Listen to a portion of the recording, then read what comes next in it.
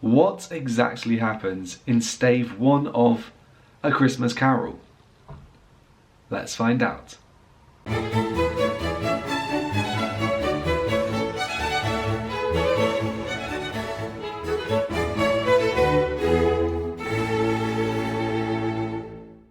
How is it going, Revision Squad?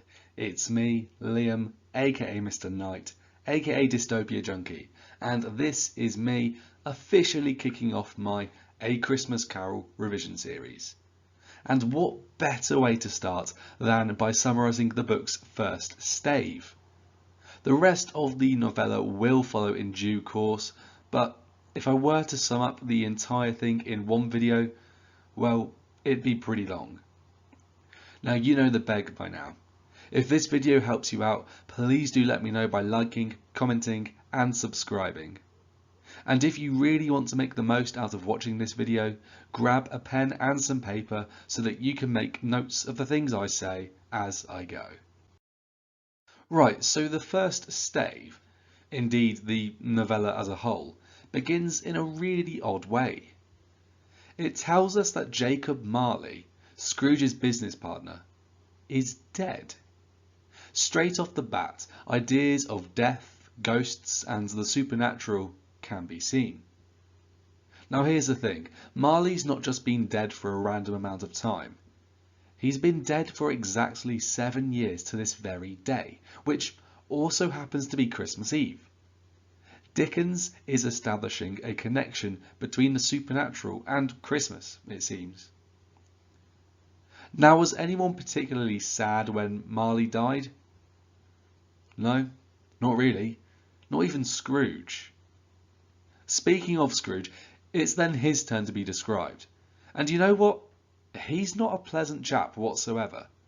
Not only does he look horrible, but he behaves in horrible ways too. He won't even give his employee, Bob Cratchit, an extra bit of coal for the fire that's in his part of the offices. It's really cold in there, and Scrooge, he isn't bothered. So unsurprisingly, there's not many people who seem to like Scrooge, and he's alright with that. Speaking of people not liking Scrooge, someone who apparently does then turns up. And that person is Fred, Scrooge's nephew. He wishes his uncle a Merry Christmas. But Scrooge responds with a humbug, basically showing that he thinks that Christmas time, well, it's a bunch of nonsense. He really does not like it. In fact, he dislikes Christmas so much that he flat out rejects Fred's offer of having Christmas dinner over at his the next day. Still jolly, Fred leaves Scrooge's workplace, stopping to have a quick friendly word with his uncle's employee, Bob Cratchit. So pretty much as soon as Fred leaves, two men enter Scrooge's workplace. They ask if he would be happy to provide financial aid for the less fortunate, especially now at Christmas time. And guess what? Scrooge just flat out rejects them. In a bit of a rant, he suggests that the poor should be in prisons, or be sent to the workhouses, or otherwise die and decrease the surplus population. Not nice. Unsurprisingly, the two men leave. After that, Scrooge begrudgingly gives his employee Christmas Day off, and once the working day is over, Scrooge eats dinner alone, reads, and then goes home. So Scrooge goes home, which actually used to belong to Marley. Just as he's about to go in, something really weird happens. He thinks he sees Marley's face in the door knocker, and understandably, this leaves him a bit spooked. I mean, who wouldn't feel shocked and a little scared to see the face of their long dead business associate suddenly appear on their front door? Well, it turns out that Scrooge is spooked for most of the evening. He does things like check the various rooms and starts to imagine things, really Marley's face, all around the house. He just about starts to settle down. Phew. And then a bell in one of Scrooge's rooms starts to chime. Uh-oh. And then someone, or should that be something, appears. Who? That's right, Marley's ghost. Scrooge notices something very interesting about the ghost's appearance. It has a thick, heavy chain wound around it, complete with cash boxes, keys, padlocks, etc. Things that, in one way or the other, relate to Marley's former line of work and Scrooge's current employment. Now, Scrooge doubts the ghost's authenticity to begin with, trying to come up with loads of different reasons as to why he's seeing it. But eventually, this softens, and he begins to listen to its message. But what is that message? Well, Marley's ghost tells Scrooge that he's got to roam the world for eternity.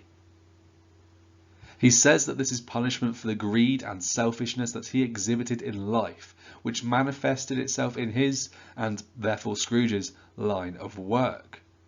He then goes on to suggest that he should have been much more generous and charitable when he was alive, as that would have allowed him to avoid this horrible, torturous fate. Now, before he leaves, Marley's ghost gives Scrooge one last warning. Scrooge will be haunted by 3 spirits, and if he does not learn from their lessons, he will have no hope of avoiding the same fate that Marley has faced throughout his afterlife. And once he passes on this final warning, Marley's ghost leaves. As he watches his friend vanish, Scrooge tries to dismiss the whole evening by saying, "Humbug," but finds that he stops at the first syllable. Maybe he's learning something already. So there you go. That is the first stave of A Christmas Carol summarise for you. I hope that you found this video to be informative and useful, and that it's given you a little bit more confidence when it comes to tackling this text.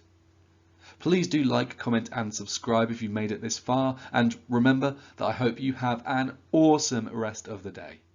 If you are revising, please do take frequent short breaks. As a burned out student is not a happy or successful student, which is what I think you deserve to be. So what does happen in that first stave? Well, we meet a very grumpy, horrible man. He seems quite cruel and hates Christmas. And then a ghost turns up, who tells him that even more spirits are going to turn up as well.